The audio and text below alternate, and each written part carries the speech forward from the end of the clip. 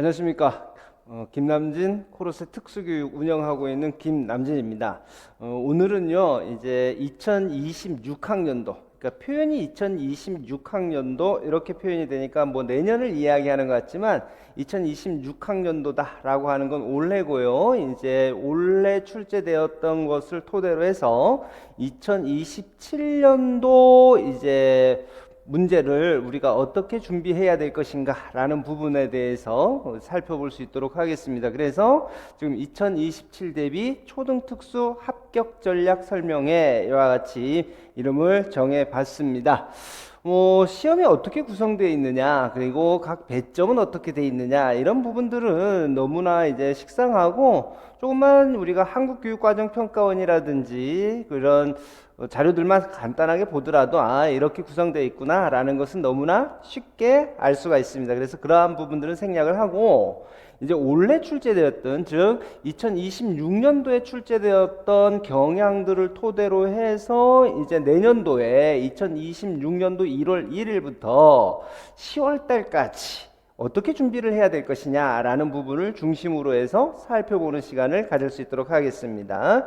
자, 우선 이거 한번 좀 볼게요. 제가 먼저 우리 선생님들하고 살펴보고자 하는 것은 이제 작년도 초등, 그러니까 올해죠. 2020, 그러니까 올해라고 할게요. 올해. 그 다음에 내년 이런 식으로 표현할게요. 25, 26, 27 이렇게 하면 헷갈릴 수가 있으니까 올해, 내년 이렇게 이야기를 할 수 있도록 하겠습니다.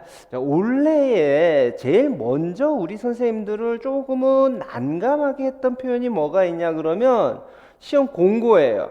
시험 공고가 그간에 출제되었던 것하고 올해의 공고문이, 시험 공고문이 다소 차이를 보였습니다. 어떻게 되었는가 한번 보시면 지금 우리 선생님들이 이 화면을 통해서 보고 계신 바가 실제로 서울특별시에서 공지되었던 바를 캡처를 해서 보여드리고 있는데요. 이렇게 되어 있습니다. 2교시, 3교시, 1교시는 교직 논술 이렇게 되어 있는 거는 변함이 없고요. 교육과정 A, 교육과정 B 이 부분도 변화는 없습니다. 그러면서 범위를 정해줬어요. 범위를 정했는데 특수교육 교육과정 총론, 창의적 체험활동, 일상생활활동, 이게 교육과정이죠. 윗줄에 있는 게. 그 밑에 봤더니 특수교육학 일반, 국어, 사회, 도덕, 실과 이와 같이 되어 있습니다. 여기 보면 국어, 사회, 도덕, 실과 이런 부분들은 우리 선생님들이 이제 뭐라고 생각하시면 되냐 그러면 일반 교육과정의 국어, 사회, 도덕, 실과 이렇게 보시면 되겠습니다. 자, 그 다음에 교육과정 B 봤더니 장애 영역과 수학, 과학, 통합교과, 그 다음에 체육, 음악, 미술 이와 같이 되어 있습니다.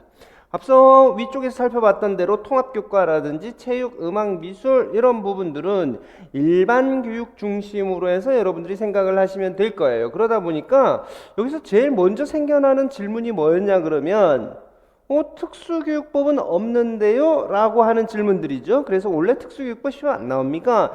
향후에도 특수교육법 안 나오나요? 그리고 이제 시험이 끝난 다음에 우리 이제 내년도에 준비하시는 선생님들로부터도 많은 질문들이 있었는데 그 중에 하나가 뭐냐 그러면 법이 없지 않습니까? 법이 없으니까. 그리고 실질적으로 조금 있다가 우리 살펴보겠지만 원래 출제되었던 내용들 중에도 법이 없으니까 내년도에는 하지 않아도 되나요? 라고 하는 질문들이 있었습니다. 아닙니다. 뭐가 있었냐 그러면 여기 특수교육학 일반이라고 하는 표현에는 특수교육법이 모두 포함이 되는 거예요. 그래서 보시게 되면 특수교육 교육과정 총론과 창의적 체험활동, 일상생활활동, 그 다음에 특수교육법이라든지 그 다음에 행동지원, 특수교육공학과 같은 특수교육학 일반, 그 다음에 국어, 사회, 도덕, 실과와 같은 일반 교육과정이든 아니면 기본교육과정의 국어, 사회, 도덕, 실과 이런 부분들 전부 여러분들이 생각을 하셔야 되고, 밑에 보면 장애 영역 있죠. 이 장애 영역이라는 게 우리 특수교육에서 이야기하는 땡땡아 교육 이와 같이 되어 있는 부분들이 전부 장애 영역이다 라고 생각을 하시면 될 겁니다. 그래서 장애 영역과 이제 각각의 교과에 대한 각각의 교과다라고 하는 것은 기본교육과정과 일반교육과정 모두를 아우르는 표현으로 제가 사용을 하고 있습니다. 그래서 각각의 교과목들에 대한 내용 이와 같이 생각하실 수가 있겠습니다. 결론적으로 말씀을 드리면 표현은, 그리고 공고문을 통해서 시험 공고문을 통해서 전달되는 표현의 방법상 형식상은 변화가 있지만 이제 큰 틀에서 보게 되면 변화가 없음을 우리가 확인할 수 있는데 실제 어떻게 되어 있는가 한번 보게 되면 올해입니다. 올해 시험 출제됐던 거 보면 교육과정 A를 봤더니 특수교육 교육과정이 출제가 됐습니다. A형에서 이렇게 보면 되겠죠. 이렇게 보면 아시겠지만 특수교육 교육과정 내겠다라고 했으니까 특수교육 교육과정이 A에 배치가 돼 있었었고요. 그 다음에 특수교육학 일반, 앞서 설명드렸지만 특수교육학 일반이다 라고 하는 건 행동지원, 통합교육, 특수교육평가, 특수교육공학 이와 같은 과목들을 이야기하는 거예요. 그래서 특수교육학 일반 마찬가지로 A형에 배치가 돼 있었다라는 것을 알 수가 있습니다. 그 다음에 장애 영역은 기실 앞서 살펴봤던 바에 의하면 3교시 교육과정 B 여기에 배치를 해 놓겠다라고 했지만 실제 출제됐던 것을 토대로 해서 분석을 해보게 되면 장애 영역도 A에 배치가 돼 있었다라는 것을 확인할 수가 있었습니다. 그럼 교육과정 B 한번 좀 살펴볼까요? 교육과정 B는 앞서 보면 장애 영역이었습니다. 장애 영역 그래서 지적장애, 학습장애아 교육, 지체장애아 교육, 의사소통장애아 교육, 시각장애아 교육, 청각장애아 교육 이 출제가 됐고요.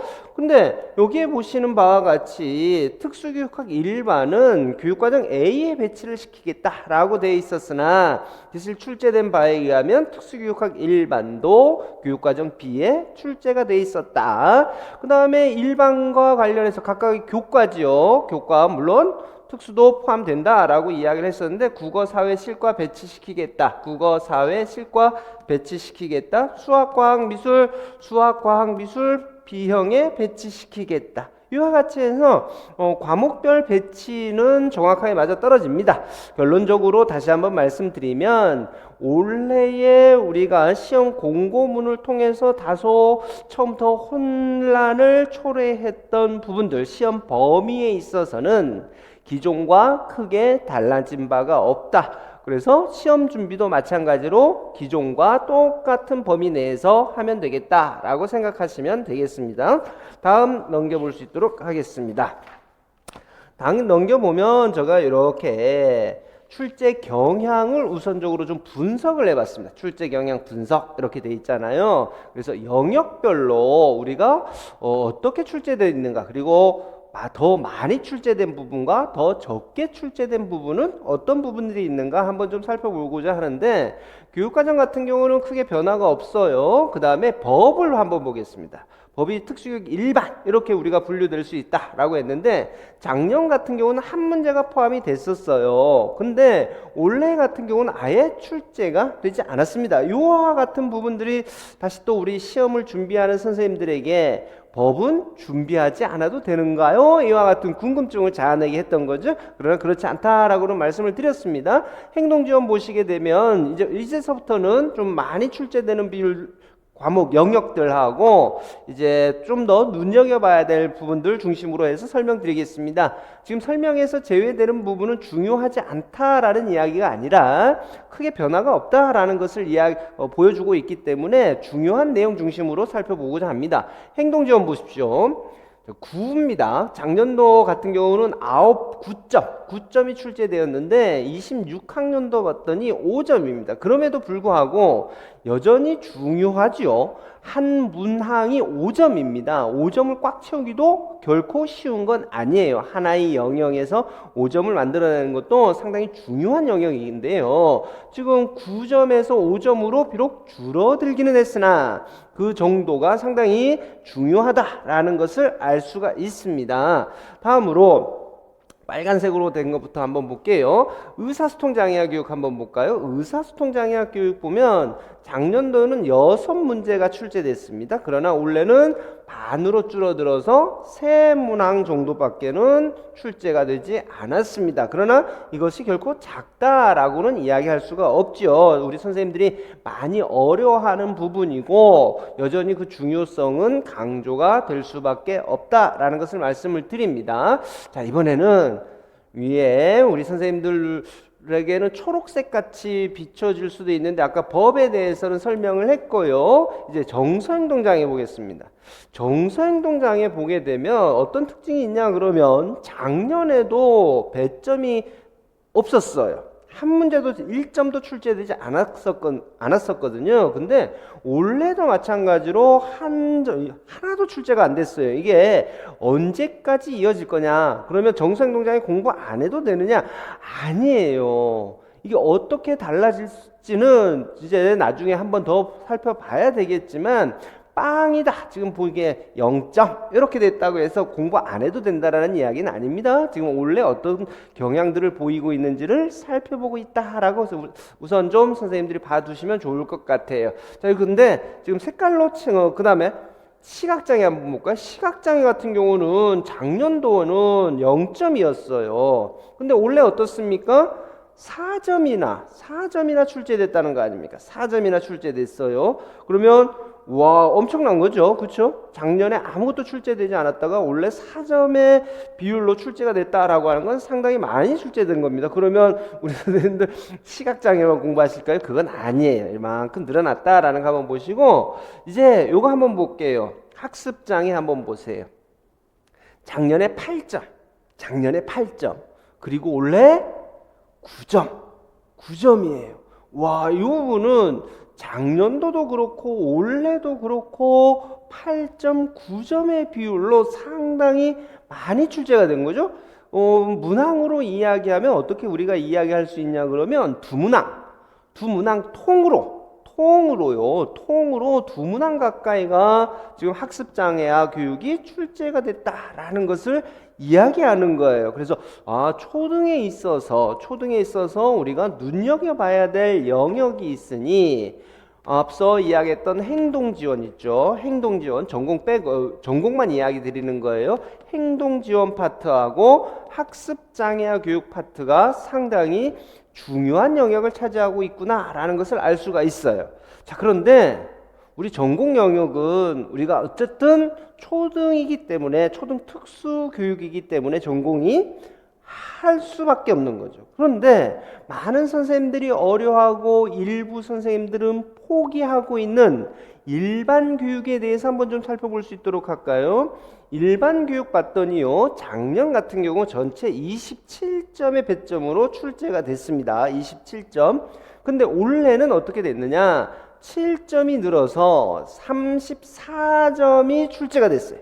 34점. 즉 7점이 증가한 거죠. 7점이 증가했으니까 일반에서 7점이 증가했으니까 특수에서는 상대적으로 7점이 줄어들었다. 이렇게 이야기할 수가 있겠죠. 즉 80점 만점으로 쳤을 때 42.5%가 일반의 문제고 57.5%가 특수의 문제입니다. 교육과정 포함해서요. 그러면 결코 올해 경향만 봐서는 일반 교육을 무시해서는 안 된다. 간과해서는 안 된다라는 것을 우리는 요 출제 비율을 통해서 알 수가 있다라는 거죠. 자, 여기에다가 위에 영역별 분석을 통해서는 몇 개 우리 전공 영역에서 여전히 상당히 많은 비중을 차지하고 있는 영역과 그 다음에 일반이 중요하다라는 것을 확인할 수가 있습니다. 자, 그런데 말입니다.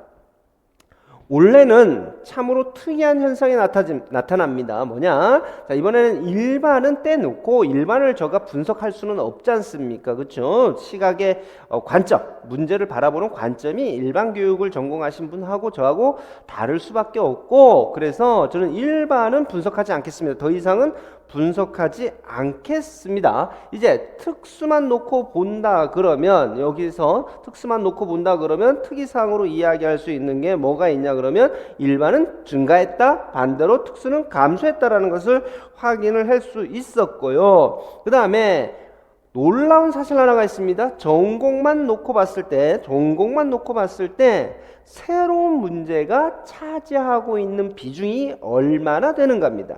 새로운 문제입니다. 이때 새로운 문제다라고 함은 기출문제에서 다루지 않았던 혹은 기출문제에서 정답, 모범 답안의 범주에 들어가지 않았던 내용들을 출제한 정도가 어느 정도냐라는 것을 보는 겁니다. 25년도 즉 작년도 같은 경우는 새로운 문제야 이거 기존에 출제됐다라고 볼 수 없어 라고 생각했던 게 한 2점 정도밖에 없어요.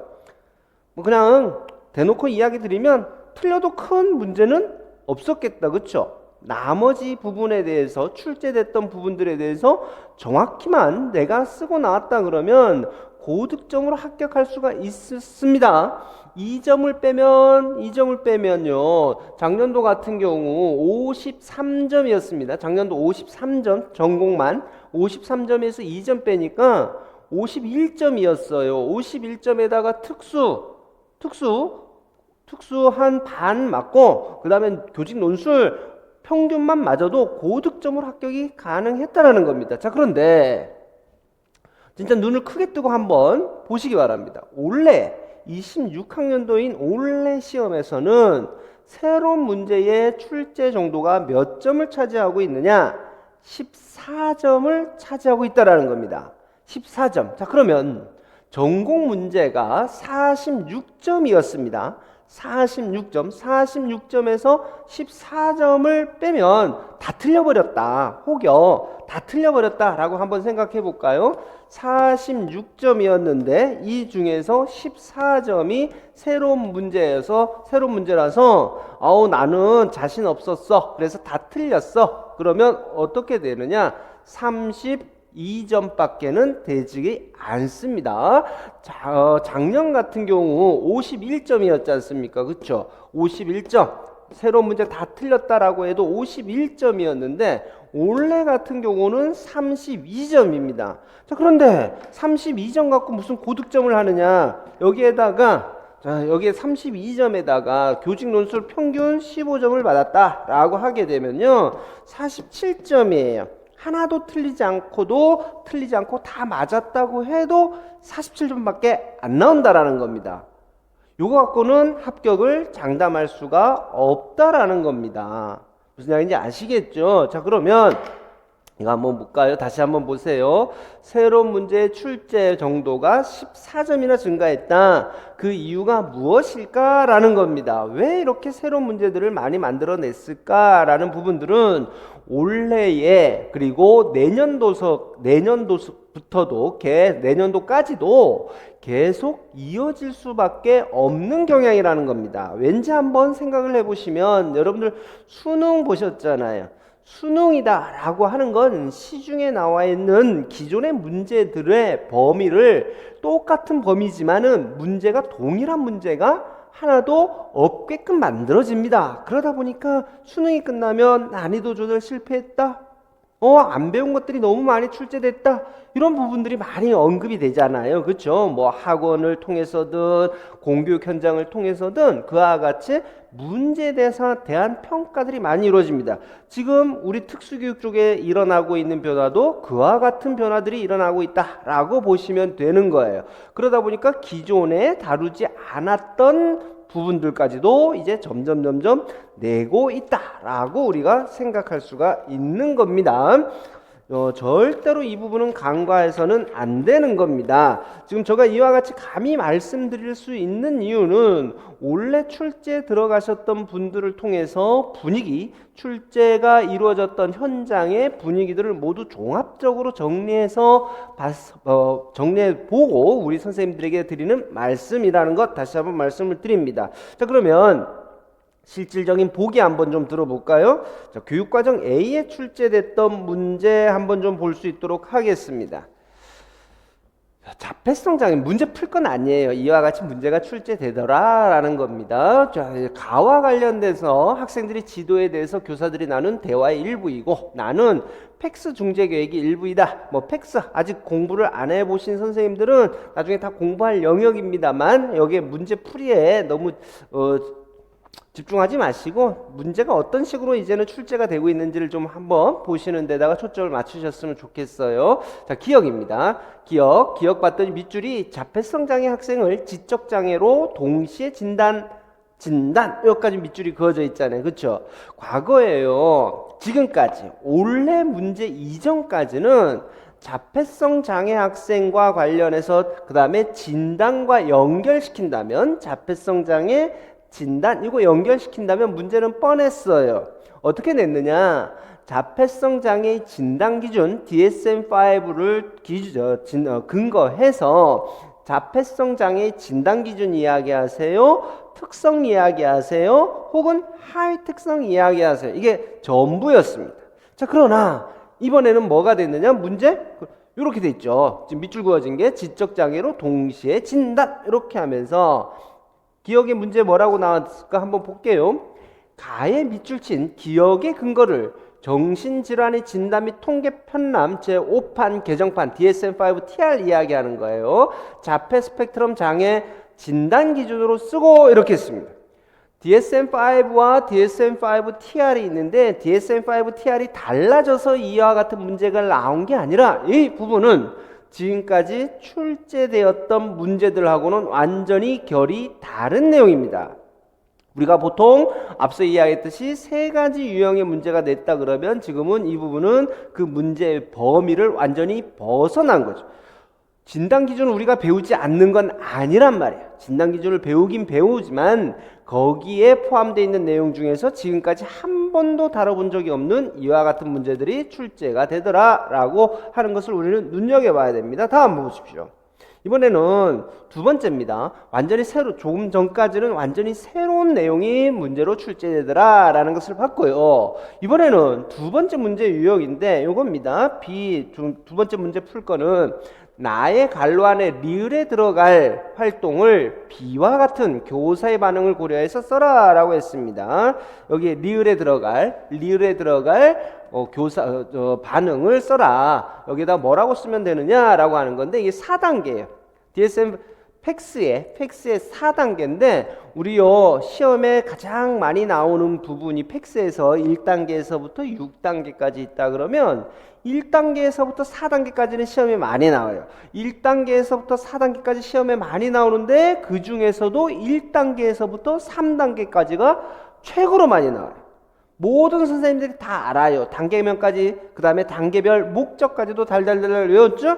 자, 그런데 지금 요 부분은요, 아는데, 알고 있었는데 출제자가 응용을 해서 새로운 문제를 내버립니다. 문장으로 말하는 거지 요까지 안단 말이죠. 아는데도 불구하고 새로운 문제 유형으로 완전히 바꿔서 내버리더라. 상대적으로 1, 2, 3단, 4단계까지 중에서는 덜 출제됐던 부분에서 그 다음에 응용을 해서 내버리는 이와 같은 유형으로 출제가 되었기 때문에 우리 선생님들에게는 알면서도 어떻게 보면 알면서도 당할 수밖에 없는 그와 같은 문제 유형이 출제되었다라는 겁니다. 자, 이와 같은 유형만 나왔느냐? 그렇지 않습니다. 자, 교육과정 B형을 보겠습니다.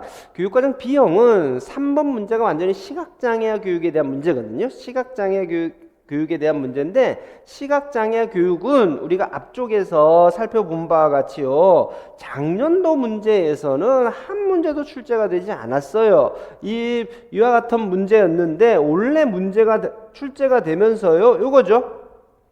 교육과정 B. 자, 3번입니다. 요 출제 누가 했는지도 압니다. 어떤 분이 출제위원으로 우리가 들어갔는지 어렴풋이는 알 수가 있어요. 어렴풋이는 감이 오는데 그 분의 출제 스타일하고도 맞지가 않습니다. 지금까지 그분이 들어갔다라는 소문이 들리면 그분은 이런 스타일로 내는 경향이 좀 있으신 분이야 라고 해서 감을 잡을 수가 있었는데 이 문제 같은 경우는 완전히 그와 같은 틀에서 벗어났고요. 뿐만 아니라 새로운 영역을 갖고 출제를 한 거죠. 지금까지 한 번도 출제되지 않았던 내용을 갖고 출제를 합니다. 어떤 내용인가 한번 좀 볼까요? 2번 문제를 보면 하위 문항의 2번 문제를 보면 밑줄 친 디귿과 리을의 결과로 알 수 있는 정보의 차이점이 있습니다. 디귿, 리을 한번 보시면 시표가 숫자로 구성된 근거리 시력표로 시력 검사하기, 시표가 단문으로 구성된 문장형 읽기 시력표로 시력 검사하기. 이와 같은 시력 검사와 관련해서는 깊이 있게 출제된 적이 한 번도 없습니다. 그런데 지금은 이와 같이 시표 숫자로 구성된 것 같고 시력 검사하는 거하고 문장으로 구성된 시력표로 시력 검사했을 때의 차이점이 무엇이냐라고 하는 것으로 우리 질문을 하고 있죠. 다음으로 두 번째입니다. 미음을 위한 밑줄친 미음을 위한 확대경 디옵터를 쓰세요 했습니다. 이 디옵터 구하는 거 수없이 많이 출제됐어요. 그래서 우리 선생님들 기본적으로 다 잘 알고 계셨던 내용이죠. 근데 디옵터 우리 구할 적에요, 어떤 식의 문제가 많이 출제가 되었냐 그러면 D는 초점거리분의 100cm 이 공식 갖고 D를 구해라 혹은 초점거리를 구해라, 이게 전부였단 말이에요. 그런데 2번에 출제된 부분은 완전히 새로운 유형의 문제로 다시 출제가 됩니다. 자, 그래서 지금까지 우리가 공부했던 바만 그대로 적용해서는 접근할 수 없는 그와 같은 유형의 문제들이 출제가 됐다라고 볼 수가 있겠습니다. 알 것 같은데, 맞죠? 어디서 본 것 같은데 출제 안 됐으니까 상대적으로 덜 중요시 여겼던 그와 같은 부분들도 전부 출제가 되고 있다라는 거죠. 그 다음에 3번 한번 봅니다. 시각장애 3번인데 비읍과 같은 상황에서 안내인과 함께 방향을 전환할 때 안내인과 동수가 가장 먼저 해야 할 동작이 뭐냐 이렇게 물어봅니다.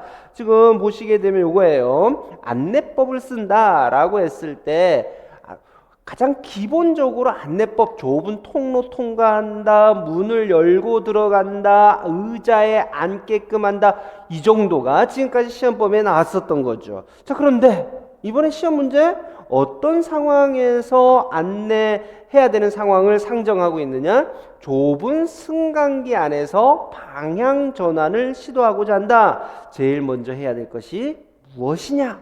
이걸 물어봅니다. 거의 살펴보지 않거든요. 물론 문헌에는 있습니다. 문헌에는 있는데 안내법에서부터 이 모든 안내법을 전부 공부해서 들어가시는 분들은 극히 드문데요. 그 부분을 지금 출제를 했다라는 거죠. 잘못 출제했다라는 게 아니라 지금 제가 이야기하는 의도를 분명히 잘 알고 계셔야 됩니다. 이제는 기출 문제만 갖고 고득점을 1차에서 고득점을 받겠다라는 것은 어려워질 수밖에 없는 상황이다라는 것을 우리 선생님들이 다시 한번 확인하셔야 됩니다. 자, 이러다 보니 원래 시험은 난이도를 1에서부터 5점 이렇게 봤을 때 상에서도 중상이면서 상에서도 상당히 중상에 속하는 난이도였다라고 볼 수가 있습니다. 상당히 어렵죠? 상당히 어려운 편에 속하는 문제들이었다라고 우리가 이야기할 수가 있겠다. 자, 대략적으로 살펴봤습니다. 어떻게 문제들이 출제됐고 기존에 출제됐던 바들하고는 어떠한 차이점이 있는가라는 부분도 살펴봤으면 이제 그러면 손 놓고 기다리면 되느냐? 아니죠. 손 놓고 기다릴 수는 없습니다. 이제 어떻게 시험 준비를 해야 되는 것인가 라는 부분 한번 좀 살펴볼 수 있도록 할게요. 몇 가지로 나눠서 제가 설명을 드리고자 합니다. 영역별인데 일반 교육과정은 제가 딱히 설명드리지 않겠습니다. 선생님들이 수강하고 계시는, 그리고 초등특수는 반드시 일반 교육과정을 별도로 공부를 하셔야 된다라는 것을 말씀을 드립니다. 제가 이 부분은 생략을 하겠습니다. 제가 할 수 있는 부분이 아니라서 이제 두 번째 교직 논술서부터 볼게요. 시작하게 되면 시작하면 보통 1월 달부터 시작하지 않겠습니까? 우리 선생님들이 이제 영역들은 대략적으로 알고 있으시니까 논술 어떻게 해요? 이렇게 질문하시는 분들이 많아요. 논술은 우리가 일종의 총알이에요. 총알. 사격을 한다라고 하면 총알인데 아니 총을 쏘려면 논술이라는 것을 하려면 총을 쏘려면 총알이 있어야 되시 논술이라는 것을 하려 그러면 내용을 알아야 했을 거 아닙니까? 그렇죠? 그래서 이제 처음 공부하시는 공부를 시작하시는 선생님들은 교직 논술이라는 것을 할 수가 없어요. 글쓰기라는 것을 가르쳐 드린다? 가르쳐 드릴 수 있죠. 그런데 일반적인 글쓰기하고 교직 논술은 조금 다르기 때문에요. 여러분들께서는 전공을 공부하신 이후에 실시하시는 것이 맞다. 그래서 너무 조급하게 생각하지 말아라. 그러면 그냥 뭐 전공 끝났다고 자연스럽게 글을 쓸 수 있는 것도 아닌데 그래도 뭔가 좀 준비는 해야 되지 않겠습니까? 이렇게 생각하시는 분들 계실 거예요. 그렇죠? 논술 연습 필요해요. 근데 논술 연습이라는 게 뭐 특별한 건 아니고 저랑 같이요. 한번 뭐 하루 정도 시간을 내서 논술 이렇게 답안 작성하는 겁니다 라는 것 하고 서론 이렇게 접근하시면 되고 본론 답안 초등은 이렇게 정해져 있으니까 초등 답안지는 이렇게 작성하시고 결론 이렇게 작성하세요 라는 것을 저하고 하루 정도 연습해 보시고 연습하고 같이 피드백 받으면서 하루만 시간 할애해 주시고 여러분들이 그와 관련해서 이제 문제들을요 한 서너 문제만 뽑으셔서 개별적으로 연습해 보시면 충분하다. 별도로 연습할 수 있는 방법은 없으니까요. 그래서 그 부분을 생각을 하시면 되겠습니다. 우리 초등 선생님들 같은 경우는 중간에 우리 전공이 끝나면 나중에 보시면 아시겠지만 요 특강이 있어요. 교직 논술 특강이라는 부분이 있으니까 저하고 연습해보고 선생님들이 한 몇 문제만 같이 따로 별도로 연습해 보시면 충분하다라고 말씀드리고 싶습니다.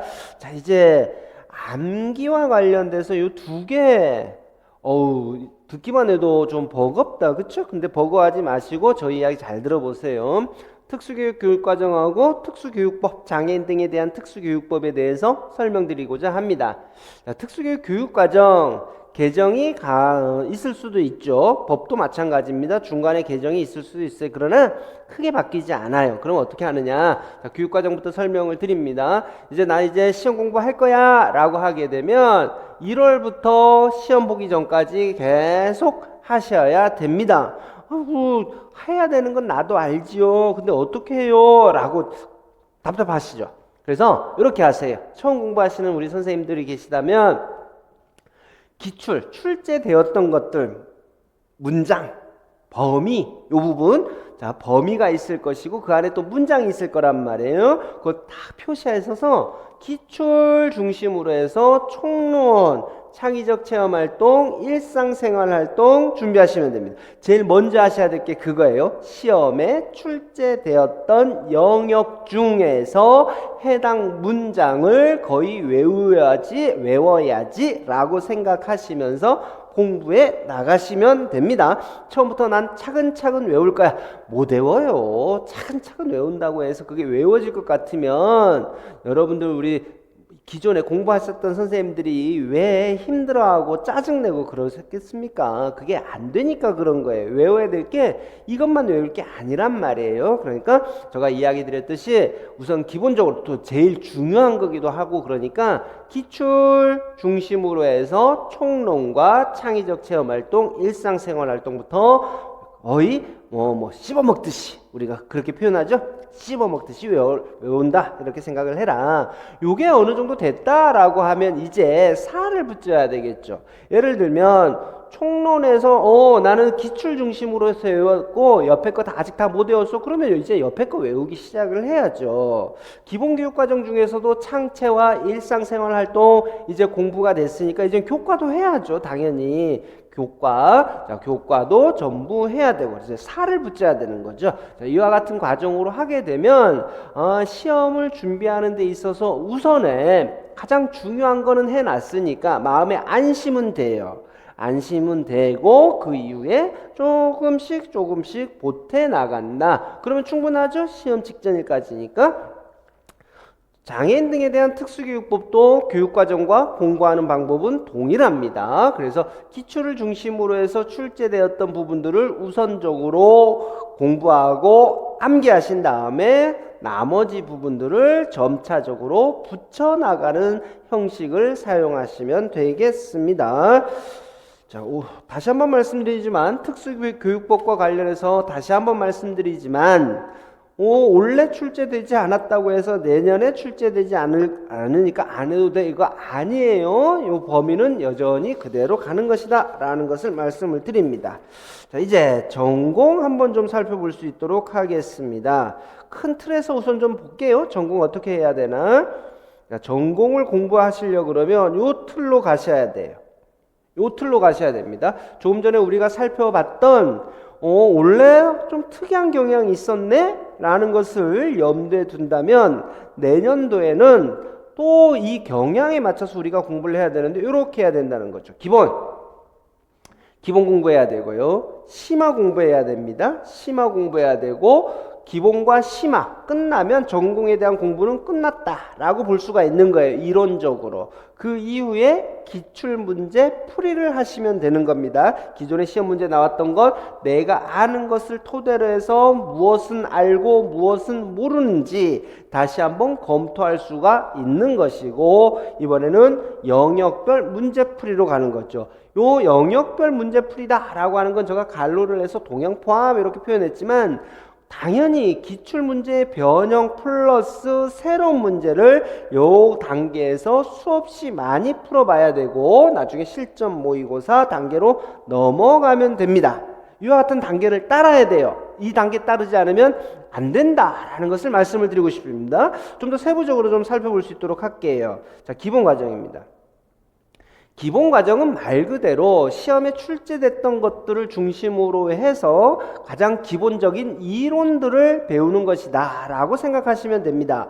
모든 것들을 내가 2단계에서부터 전부 알고 넘어갈 거야 라는 것은 어려워요. 처음 공부하실 때부터. 자, 그래서 기본 과정 공부하실 때는 기출 중심으로 우선 큰 틀을 잡아두시는 것을 강력히 추천합니다. 틀이다 라고 하니까요 이렇게 생각하시는 선생님이 계셔. 마인드맵 있잖아. 마인드맵을 통으로 외우려고 하시는 분들이 계세요. 아니에요. 제가 지금 이야기하는 틀을 잡아라 라고 하는 건 예를 들어서 행동지원 파트가 있다 그러면 행동지원 파트에서는 이러한 부분들이 중요하고 거기에서 다뤄지는 내용들은 대략적으로 이런 부분들이야. 이 부분들에서 다시 또 어떤 내용들이 강조돼? 이거예요. 순차적으로 외워야 된다.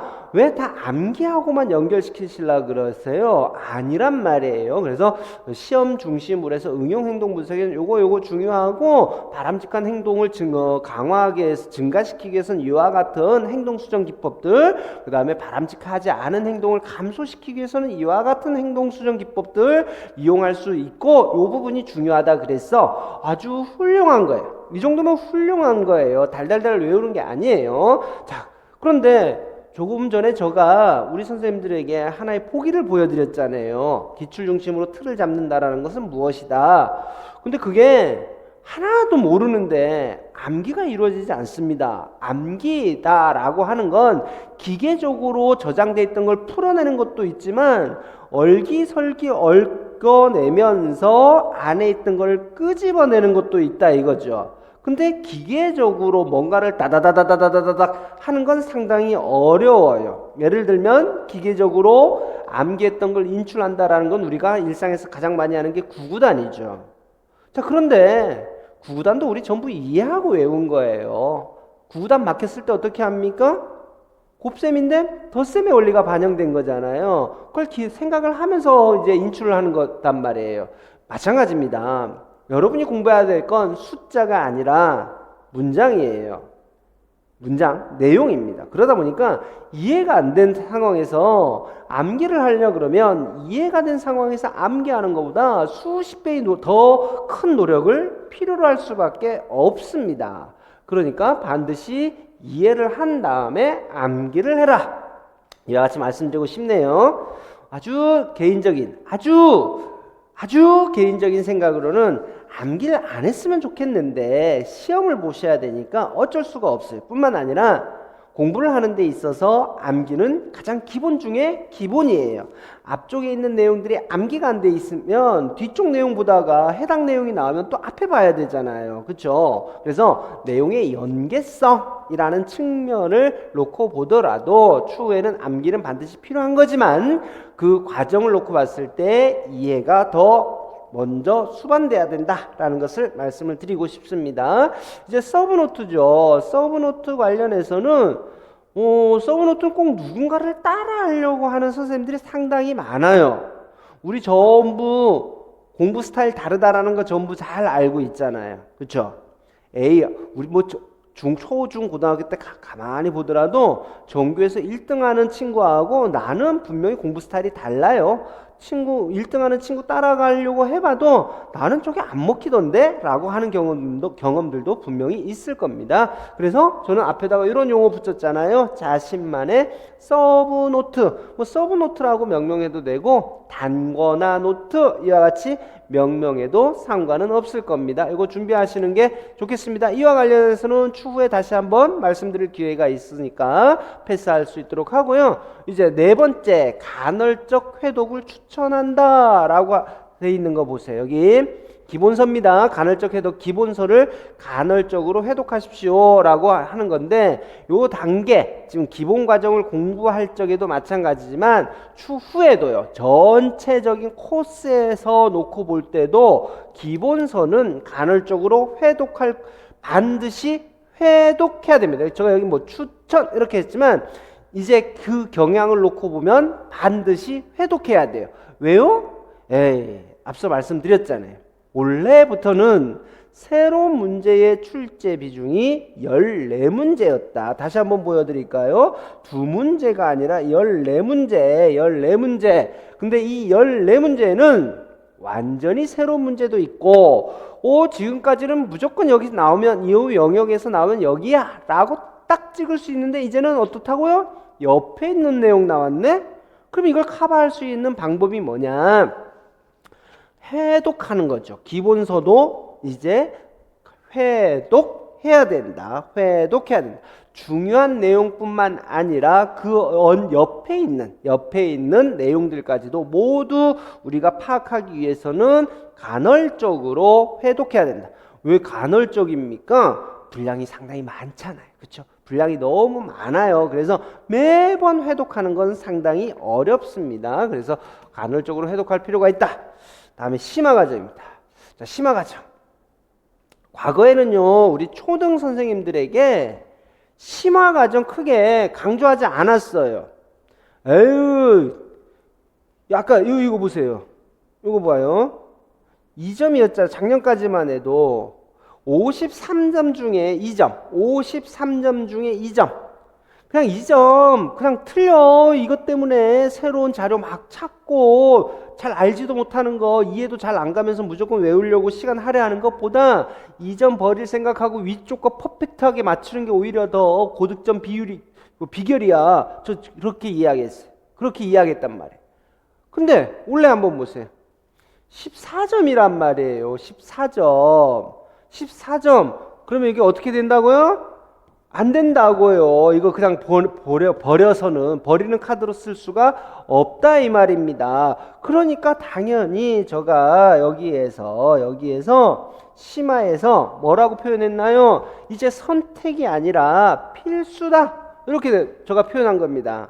이제는 선택이 아니라 필수다. 그리고 과거에는 이 정도 제가 강조하는 바 정도면 중등 수준에서 했죠. 전공 공부하듯이. 그래서 중등 수준으로 전공을 공부해야 될 필요가 발생을 했다라는 겁니다. 분명합니다. 이 정도 수준으로 해 주셔야 돼요. 특히 학습장애아 교육 있죠. 학습장애아 교육은 우리가 말 그대로 특수교육학에서 학습장애아 교육이라는 전공 서적에서 봤던 내용들도 있지만 그 범위를 벗어나서 교사용 지도서 등에서 언급되고 있는 내용들이 그대로 많이 출제가 되고 있으니까 우리 선생님들이 학습장에 들어간다.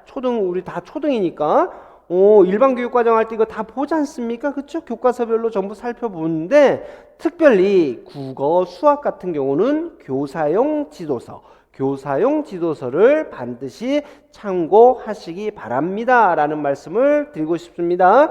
수학 같은 경우 제가 모의고사에서요 교사용 지도서의 것을 인용을 해서 그대로 출제를 했는데 그대로 나왔어요. 그대로 나왔습니다. 뭐 그대로 진짜 그대로 컨트롤 C 컨트롤 V 수준으로 나왔다라고 할 정도로 나왔어요. 그러니까 그만큼 중요한 거예요. 지문 대부분 교과서에 있는 지문들 그대로 출제가 됩니다. 학습장애 교육 같은 경우. 그러니까 이와 같은 부분들을 준비를 하셔라. 나중에 별도로 볼 시간 없으니까 교육과정에서 국어과 나간다, 수학과 나간다 라고 하게 되면 꼼꼼히 보진 않으셔도 돼요.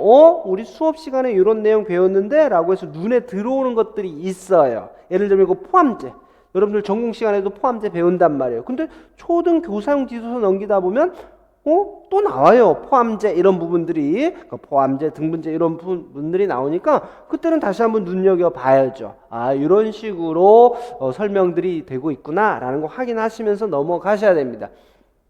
필수입니다. 거듭 말씀드립니다. 지금 심화 과정을 좀 더 강화해서 살펴봐야 될 필요가 있다. 다음으로 이 단계가 끝나면 기출문제 풀이 과정으로 넘어간다 라고 말씀을 드렸는데 무조건 이건 100%입니다. 100%입니다. 여기에서 오류 생기면 안 됩니다. 14점도 자신 있게 해결하지 못해. 나머지 46점도 자신 있게 해결하지 못해. 이거 나머지 전공도 자신 있게 해결하지 못해. 32점이죠. 32점도 자신 있게 해결하지 못해. 그럼 뭘 하겠다는 거죠?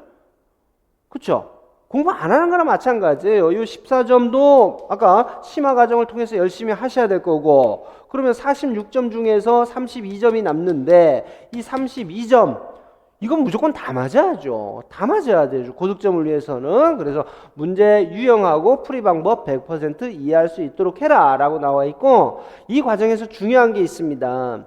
문제가요 만만찮게 많아요. 만만찮게 많습니다. 저도 어쩔 수 없이 시간 관계상 이제 각 연도 하나씩을 이제 제하면서 풀이 과정을 들어갈 수밖에 없는데 상당히 많거든요. 그러면 선생님들이 요 마찬가지로 기본 과정과 마찬가지로 회독이라는 것을 해야 되는데 회독할 시간이 없어요. 일일이 어떻게 다 봐요. 그래서 반드시 필요한 게 뭐냐?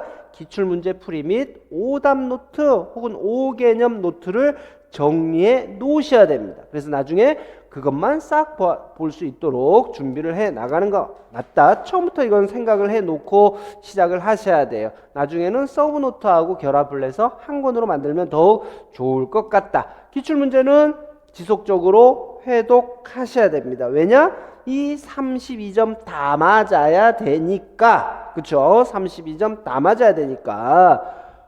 말 그대로 진짜 씹어먹듯이 불에 불을 켜고 이걸 해결하셔야 됩니다. 나왔던 거 틀렸다? 안 돼요. 실수다? 무슨 시험에서 실수? 그건 진짜 변명이잖아요. 맞죠? 무조건 다 맞는다 라고 생각할 정도로 해야 되고요. 이제 이거 보세요. 다시 영역별로 넘어올 거예요. 기출문제 다 풀고 이젠 영역별. 앞서 설명드렸듯이 여기 동형 문제도 있다. 동형 문제다 라는 것은 기출문제를 살짝 변형시킨 것 이야기하는 겁니다. 동형 문제 무조건 100%예요. 자, 그러면 기출문제 100% 맞춰라. 동형 문제는 100% 맞춰라. 이건 100% 확실히 해야 됩니다. 다음에 새로운 문제들 많이 출제되고 있으니까 심화 과정과 관련된 부분에서 문제들을 뽑아내서 새로운 문제들 진짜 많이 풀어봐야 돼. 여러분들 수능 준비할 때 혹은 초중 고등학교 때 중간고사 기말고사 준비할 때 문제지 수없이 많은 문제지에서 문제들을 다 풀어봤던 것과 마찬가지로 문제들 진짜 많이 풀어봐야 돼. 수없이 많이 풀어봐야 돼요. 수없이 많이 풀어봐야 돼요. 스터디하는 친구한테 문제 또 구하고 친구한테 문제 만들어 보라 그러고 그러면서 수없이 많은 문제들을 풀어봐야 됩니다. 그 이후에 또다시 실전 모의고사 범위로 넘어가서 실전 감각을 여러분들이 쌓아 놓으셔야 됩니다. 이 과정에서 하나라도 소홀히 해서는 고득점을 얻기가 힘들다라는 것을 말씀드리고 싶습니다.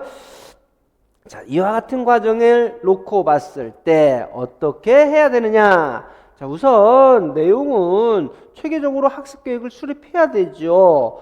가장 좋은 건 저의 연간 커리를 따라오겠다라고 했을 때 저의 커리에 맞춰갖고 이때는 이거 하고 이때는 이거 하고 이렇게 해야 되는 거예요. 그래서 체계적인 학습 계획을 세워야 되겠다. 그 안에는 일반 교육과정, 전공 공부 시간 정확하게 결정해 놓으셔야 됩니다.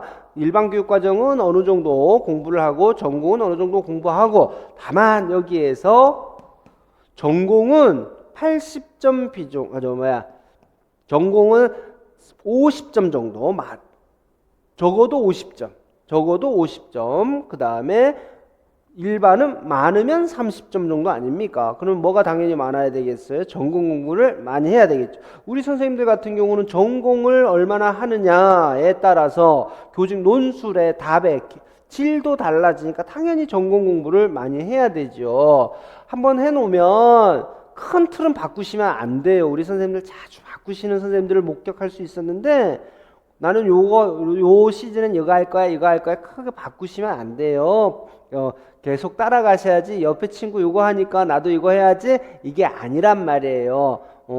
처음엔 전 잘 몰라서 계획 못 세우겠는데요. 그러면 처음엔 뭐 옆에 친구들이라든지 아니면 저하고 상담을 통해서 이때는 이거 해야 되고 하는 부분이 있단 말이에요. 바꾸시면 안 됩니다. 그래서 처음에 조금 힘들더라도 그 다음에 조금 시간을 많이 할애해야 되는 경우가 있을지라도 학습계획 잘 세우시고, 조금 전에 선의의 후 암기다 라고 말씀드렸던 부분 있죠. 이 부분 보시게 되면 아마 선생님들이 고개를 갸우뚱했을 수도 있어요. 암기해야 될 게 엄수 많은데 그게 돼요? 무조건 외워야지. 아니요. 한번 볼까요? 1, 2, 3, 4월 중순까지 저 같은 경우는 기본과 심화를 하는데, 이때는 가장 기본적으로 암기만 하라가 아니라요. 이해만 해라는 게 아니라 이해에 중점을 두면서 따라오셔야 됩니다. 암기는 진짜 기본적인 10개 중에 하나만, 10가지가 중요하다라고 제가 이야기했으면 그 중에서 하나만 외우면서 넘어와도 아무 상관없어요. 시간 됩니까? 아이고야, 시험 보기 전까지 몇 번이나 되풀이해요. 처음 공부 시작하시면 처음 시작할 때만 못 모르니까 어렵고, 도대체 내가 이거 할 수 있을까라는 생각을 갖죠.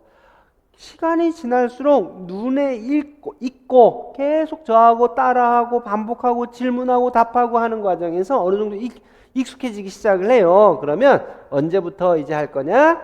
기출문제 들어갈 때. 기출문제 들어가기 시작을 하게 되면 암기 시작해야지 라고 마음 먹어야 돼요. 그리고 슬슬 해야 돼요. 근데 저가요, 좀 공부 시작하다 보니까 한 4월 넘어오니까 좀 지겨워서 손을 좀 놨습니다.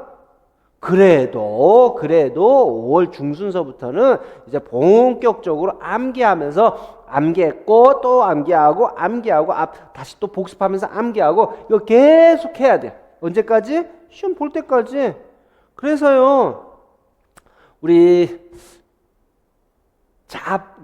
기간제 선생님들 매일 출근하고 해서 바쁘시잖아요. 본격적으로 집중해서 공부할 시간 부족한데, 그런 선생님들 빼고는 암기할 시간 부족해서요 거의 못 봤어요. 그래서 요렇게 하시게 되면 암기하는데도 큰 문제는 없을 것이다. 다음에 기출문제 기반의 학습 한번 볼까요? 앞서 교육과정이라든지 특수교육법 이런 부분들 전부 어떻게 하라고 했냐 그러면, 우선 큰 틀에서 시험 나왔던 것, 시험에서 다루어졌던 것들 중심으로 해서 나중에 다 되면 살들 붙이세요 이렇게 했잖아요. 근데 그것뿐만 아니라 전공도 마찬가지예요. 전공도 아까 제가 기본 과정에서는 틀 먼저 잡는 게 중요합니다 라고 말씀드렸죠. 틀부터 잡아야지. 그 틀 어떻게 잡느냐? 출제되었던 거 중심으로 해서 딱딱딱딱 정해놔야죠. 그래서 기출문제 기반의 학습이 이루어져야 된다. 이제 이거죠. 다 뻔한 거라고 생각하실 수도 있는데 이제는 잘 들으세요. 심화학습이 이루어져야 된다라는 겁니다. 심화학습이 이루어져야 된다. 자, 새로운 문제 출제 빈도 원래 14문제라고 그랬습니다. 2026학년도 출제 경우가 비슷할 것으로 예상된다. 이거 언제가 여러분이 지금 준비하는 시험에서 내년도도 똑같이 이 정도 비율 나올 것이다 라고 이야기하는 거예요. 제가 왜 이렇게 이야기한다 그랬습니까? 저 어디 뭐 점 보고 왔대요? 아니요. 출제가 이루어졌던 곳에 들어갔던 선생님들의 이야기에 의하면 전반적인 분위기가 그렇다라는 겁니다. 근데 그게 일시적이 아니란 말이에요. 뭐 교육과정 평가, 한국 교육과정 평가 아니에요. 올해는 평가 아니에요. 올해는 이렇게 하고 내년에 이렇게 하고 내후년에 이렇게 하고 이게 아니잖아요. 전반적인 트렌드라는 부분이 있는데 올해서부터는 아마도 이와 같이 새로운 문제들을 계속적으로 낼 거다. 여러분들이 너무나 자주 봐서 그냥 눈 감고도 뭐야? 라고 하게 되면 바로 툭툭 나오는 답들보다는 새로운 문제들로 점점 확장시켜 나갈 것이다. 중요한 영역이 바뀌는 건 아니죠. 중요한 영역이 바뀌는 건 아니라 그 주변까지도 점차적으로 영역을 확장해 나가면서 이제 출제가 이루어질 것이다. 자, 그래서 심화 과정 및 단과 등을 통해서 기존 강론서 및 신강론서에 대한 철저한 준비가 요구된다. 저는 오늘 이거 상당히 강조하고 싶습니다. 상당히 강조하고 싶습니다. 앞서 기억을 설명하면서 제가 왜 이 부분을 강조하고 있는가를 우리 선생님들에게 어렴풋이 설명드린 바와 같이 이제 우리 초등 선생님들 심화 과정, 그 다음에 심화 과정에서 다 못 다루잖아요. 그렇죠? 저도 어떻든 이제 시간이라는 제한이 있다 보니까 심화 과정, 오프라인의 심화 과정, 그 다음에 온라인의 단과 이런 부분들을 통해서 새로운 문헌들의 어떠한 내용들이 포함되어 있는가 이런 부분들을 다 한번 보셔야 된다라는 것을 말씀드리고 싶습니다. 자, 다음으로 한번 좀 살펴보도록 하겠습니다. 이제 요거죠. 단권화라고 부르는 분들이 가장 많은 것 같아요. 단권화 노트 어떻게 할 것이냐. 제일 편한 방법으로 만드세요. 선생님들이 가장 시간 덜 들이고 편안하게 볼 수 있는 스타일로. 그 다음에 다음 사항이 유의해야 된다라는 거 하는데 형식 정해져 있다. 정해져 있는 것 아니다. 알고 계셔야 됩니다. 저분이요. 작년에 전국 수석했대요. 아니요. 앞서도 말씀드렸잖아. 그 사람은 그 사람이고 선생님은 선생님이라고 선생님 스타일대로 만들라고요. 그래서 기존 양식 이용은 가능한데 그대로 따라할 생각도 말고 인터넷 자료 다운 받아서 그대로 사용할 생각도 하지 마십시오. 뭐 또 요것도 또 있어. 인터넷 자료 다운로드 받은 다음에 사용하시는 선생님들. 근데 문제가 뭔지 아세요? 만든 사람하고 사용자가 다르다 보니까 도대체 어떤 의도로 만들었는지를 몰라. 그래서 질문하러 왔는데 이게 무슨 말이에요? 어떤 의도예요? 이렇게 물어보면 몰라. 그때는 실토하죠. 인터넷에서 올린 자료 다운받았습니다. 물론 좋습니다. 물론 좋은데 검증 안 된 거잖아요. 그랬을 적에는요. 선생님들이 그와 같은 양식을 이용하시는 건 좋습니다만 내용은 좀 선생님들이 공부하고 있는 그와 같은 내용으로 채워놓는 게 맞지 않겠는가라고 생각이 듭니다. 다음에 제일 마지막만 볼까요? 정리에 너무 많은 시간 할애하는 스타일 좀 아니다. 무슨 이야기냐? 우리 이거 있죠. 노트 정리하다 보면 오탈자가 생길 수가 있잖아요. 그때 되면 뭐 노트 한 장을 통으로 찢어. 그런 분들 계시죠. 그 다음에 워드 작업할 거야. 워드 작업하면 막 칼라 입히시는 분들 있죠. 그 다음 포스트잇 쓸 거야. 포스트잇도 막 색깔별로 뭐 막 해. 그거에 더 신경 써. 오늘 막 수업 듣고 집에 가다가 문구점에 들려서 색깔별로 막 사고 형광펜도 색깔별로 막 칠하고 다 소용없다. 거기다가 시간 쏟을 것 같으면 심화 공부하세요. 기본 과정 한 번 더 보세요. 그런 부분은 추천드리지 않는다. 그러니까 정리하면 나만의 서브 노트는 가져보자.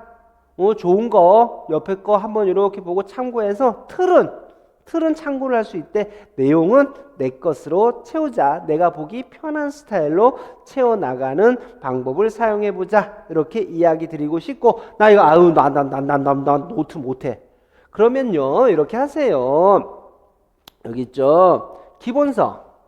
기본서에다가 밑줄 너무 그으면 나중에 지저분해서 못 봐요. 그러니까 여러분들 만약 스타일대로 뭐 별표 하나, 뭐 별표 둘, 뭐 조금 중요하다 세, 뭐 완전 중요하다 별표, 한번 누군가가 앞에 수업하는 사람이 한 번 더 보래, 네모, 이와 같은 기호를 써서 표현하는 방법. 그러면 기본서는 계속 나중에 회독도 해야 되니까 활용하기 좋으실 거예요. 그래서 한번 생각해 보세요. 나는 서브노트 한번 준비해 봤는데 이랬다. 아니면 초중고등학교 때 오답 노트 만들어 봤는데 여기에 시간 너무 많이 보내서 이건 아니었던 것 같다. 이거 생각하시면서 이거 단권화 노트 어떻게 정리할 것인가 한번 보시면 될 것 같습니다.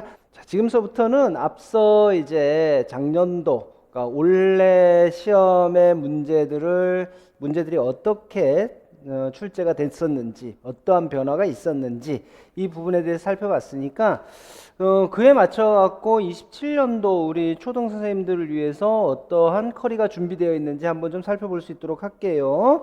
1월에서부터 3월까지 10주에 걸쳐서 기본 과정이 진행이 됩니다. 당연히 영역별 구조화가 제일 먼저 이루어져야 됩니다. 모든 것을 달달달달 순서대로 외운다라는 것은 아니다라고 말씀을 드렸죠. 그 다음에 완벽한 이해가 이루어져야 된다라는 것. 그 다음에 이제 시작과 동시에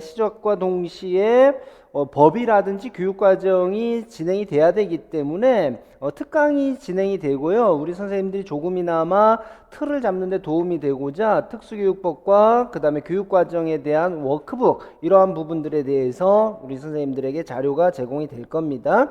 3, 4월 과정은 이제 기본 과정에서 심화 과정이 이루어져요. 심화 과정에서는 주로 이제 기본 과정에서 다루지 못한 내용들을 중심으로 해서 가족 지원이라든지 학습 장애아 교육, 보완 대책 의사소통, 중도 중복 장애아 교육, 시각 장애아 교육, 이 부분 기본 교육 과정이라는 이제 우리 수험서 이 안에다가 내용들을 전부 집어넣을 수도 있는데 그러면 분량이 너무 방대해져요. 그 다음에 우리 선생님들에게는 심리적으로 이것도 다 해야 되는 거구나 이런 생각이 들 수밖에 없잖아요. 그래서 기본서에는 말 그대로 기출 문제를 중심으로 해서 아주 중요한 내용들을 담고 거기서 다루지 못한 내용들, 중요한 내용들, 이 부분들을 심화 과정을 통해서 우리가 이제 공부를 하게 됩니다. 그 이후에는 다시 기출문제 풀이 과정이 들어가겠죠. 12주가 소요가 돼요. 상당히 많은 시간이 소요가 되는 과정이다 라고 이야기할 수가 있겠습니다.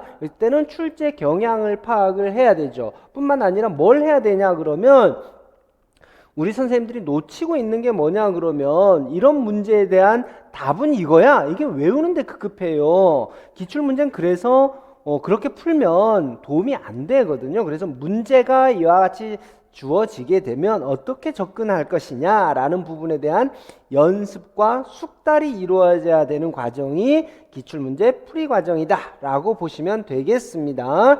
그 다음에 이 기출문제 풀이 과정이 끝나면 동형문제 풀이 과정으로 가는 거예요. 표현은 동형문제 풀이 과정이다 라고 했지만 앞서 설명드렸듯이 이제 새로운 문제들이 자꾸 진입을 하다 보니까 상당히 많은 문제를 우선적으로 풀어봐야 된다라고 말씀을 드렸잖아요. 그래서 기출문제를 살짝 바꾼 문제들도 풀어보시고 그 다음에 새로운 문제들도 마찬가지로 여러분들이 풀어봐야 됩니다. 그 다음에 또 해야 될 게 여러분들이 꾸준히 교육과정이라든지 법에 대해서 공부해 오셨을 거니까 그 부분들에 대해서도 점검을 해야 되겠죠. 그래서 올해는 어떻게 하냐 그러면 시험을 1차시, 2차시 하루예요. 1차시, 2차시 이렇게 나눠서 1차시에는 특수교육 교육과정하고 전공 이렇게 섞어서 낼 거고 2차시에는 다시 또 장애인 등에 대한 특수교육법하고 전공을 혼합을 해서 출제를 함으로써 선생님들이 교육과정에 대해서도 점검하고 전공에 대해서도 점검하고 특수교육법에 대해서도 점검할 수 있는 시간을 동시에 제공하는 스타일로 변경을 좀 해보고자 합니다. 이렇게 하면 아무래도 더 많은 문제를 풀 수가 있겠죠.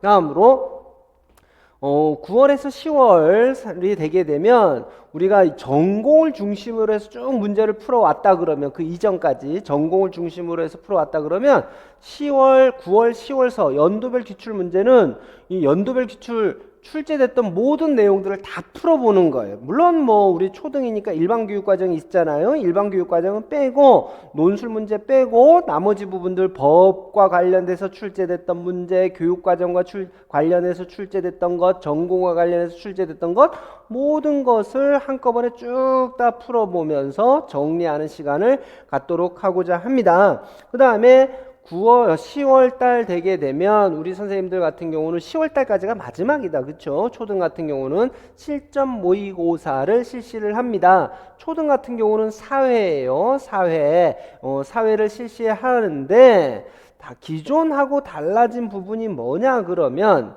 일요일 날 실시를 하려고 해요. 토요일 날 이제 정확하게 시간 맞추면서 해봤는데 큰 효과는 없던 것 같습니다. 뭐 당일에 또 이유가 있어서 참석하지 못하시는 분도 있고 그래서 시간은 중요하지 않다. 날짜는 토요일에 하느냐 일요일에 하느냐 중요하진 않고 한꺼번에 쭉 이어서 하려고요. 쭉 이어서 그래서 쉬는 시간 없이 격주로 하는 게 아니라 쭉 이어서 여러분들에게 사회를 실시를 하고자 합니다. 2차 같은 경우는요. 이제 실제로 현장에서 지도하셨던 분들이 최고죠. 그 지역에서 근무를 하고 계시고 그 지역 시험 준비를 하셨던 분들이 최고이기 때문에 지금 올해 같은 경우는 올해 초등 같은 경우는 서울을 중심으로 해서 진행을 하고자 합니다. 물론 지방에 계신 분들 중에서도 대구라든지 경북 이런 분들 계시잖아요. 그런 분들은 제가 추후에라도 그쪽 지역에 있는 선생님들이 충분히 좀 확보가 된다면 뭐 아무나 확보하는 건 또 있을 수가 없으니까 검증된 분들, 실력 있는 분들 섭외가 된다면 추후에 공지를 할 수 있도록 하겠습니다. 원래는 어쨌든지 간에 2차를 준비할 수 있도록 우리 선생님들에게 기회를 부여하고자 한다. 그리고 지역은 추후에 서울은 무조건 하는 것이고 그 외의 지역은 추후에 공지를 하고자 한다라는 것을 말씀을 드립니다. 자, 이번에 또 다시 한번 좀 볼 수 있도록 하겠습니다. 선생님들에게 계속적으로 공부할 수 있는 기회를 주고자 위쪽에 나와 있는 것은 연간 저의 컬이에요. 그 외에 특강이라는 부분들을 신설을 했죠.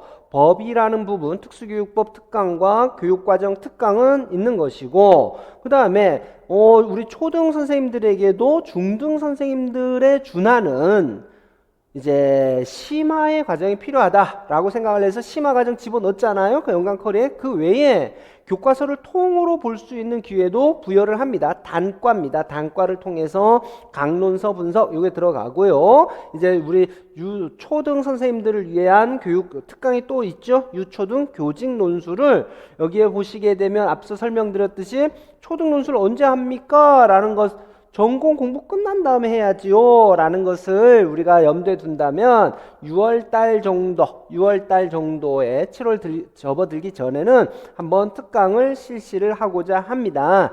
자, 이와 같은 거 말고 또 새롭게 개설한 게 뭐냐 그러면 직장인을 위한 기본과정 주말반이라는 것을 새롭게 신설을 했습니다. 이 부분은 여러 가지로 좀 활용을 해보세요. 현재 잡을 갖고 계시면서 기간제로서 이제 특수 학급이라든지 학교에 근무하고 계신 선생님들은 시간이 없잖아요. 그래서 요 기간을 이용을 해서 7, 8월 두 달을 이용을 해서 집중적으로 강의를 들으시면 그 이후에 이어지는 연도별 기출문제로 바로 가시면 기본 이론에 대한 내용, 기본 이론에 대한 내용, 그 다음에 기출문제에 대한 내용을 짧은 시간 내에 마스터할 수 있다. 뭐 쭉 다음부터는 이어서 가야죠. 뭐 직장인을 위한 주말반 수업 듣고 기출문제, 연도별 기출문제 풀이 듣고 다음에 실전 모의고사 이렇게 진행을 하게 되면 잡을 갖고 계신 선생님들도 따라오는데 큰 문제가 없을 것이다 라는 생각이 들고요. 요 직장인을 위한 기본과정 주말반 같은 경우는 이와 같이 활용도 돼요. 앞서 저의 연간 커리큘럼인 기본과정과 심화과정 다 들었는데 아무래도 이론에 대한 정리가 좀 부족한 것 같습니다 라고 하시는 분들은 다시 또 요 단과를 주말을 이용을 해서 들으신다 그러면 이론을 짧은 시간 안에 다시 한번 정리할 수 있는 기회가 되지 않을까 라는 생각이 듭니다. 그 다음에 10월 11월 되면 실전 모의고사 풀이 과정이다 라고 했는데 이제 시험일 당일이 다 되는 마지막 주차 정도가 되면 파이널 특강을 실시할 거예요. 파이널 특강 실시해서 이 부분 다시 한번 봐주세요 라는 걸 이야기를 하고 올해 시험 본 다음에는 우리 기출문제 풀이 과정까지는 상관없고 정답이 좀 궁금해 하실 수도 있잖아요. 뭐 필요하신 분들은 영상 보시면 되겠고 그렇지 않은 분들을 위해서 기출문제에 대한 정답이라든지 해설 영상 등을 같이 보실 수 있도록 준비를 해 놨습니다. 자, 이와 같은 1년의 과정이 지금 연간 컬이고 다음 우리 학원 온라인이라든지 아니면 직접적으로 안내드리는 안내지 등을 통해서 보시게 되면 최신 강론서 분석이라든지 직장인을 위한 주말반 어떻게 진행될 것인지에 대한 내용은 설명이 되어 있습니다. 특히 강론서 같은 경우는 올해 하나를 더 추가를 해요. 전체적으로 보는 내용을 나머지 부분들은 작년 도서부터 새로운 강론서가 나오면 차곡차곡 했던 어떤 아카이브를 우리가 푼다라고 이야기를 하게 되면 원래 새롭게 다시 하나 강의 찍어야 되는 게 요 한경임 교수님의 복합 의사소통 장애와 보완대책 의사소통 중재 요 부분에 대해서는 강론서를 처음부터 끝까지 전부 훑어보는 영상을 준비를 해서 우리 선생님들이 선택적으로 사서 보실 수 있도록 준비를 하고자 합니다. 해당 내용은 참고를 해주시면 되겠고 직장을 위한 기본과정 주말반은 매주 일요일 날만 실시를 하고 운영 방식은 뭐 참석하실 수 있는 분은 직강으로 참석 못 하시는 분은 인강을 통해서 보실 수 있도록 한다. 이 부분은 기존의 영상을 편집해서 하는 게 아니라 별도로 운영하는 거예요. 별도로 주말반에 직접 찾아오셔서 수업을 들을 수도 있거나 혹은 인강을 통해서 들을 수 있도록 한다라는 부분 알아두시면 되겠고 별도의 교재도 있습니다. 별도의 교재 아직 출판은 안 돼 있으나 제가 준비를 하고 있다라는 부분을 말씀을 드리고 싶습니다.